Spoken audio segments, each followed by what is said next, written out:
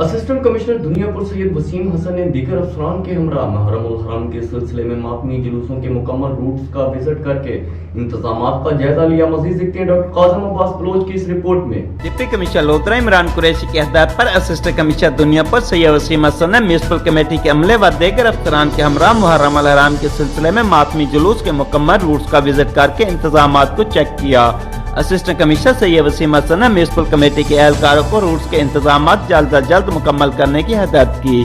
Assistant commissioner Syed Waseem Hassan نے deputy district health officer doctor Mansoor ul Haq و دیگر افسران کے ہمراہ مختلف علاقوں کا وزٹ کر کے انسداد پولیو مہم کی ٹیموں کو چیک کیا اور انسداد پولیو مہم کی ٹیموں کی کارکردگی کو سراہا.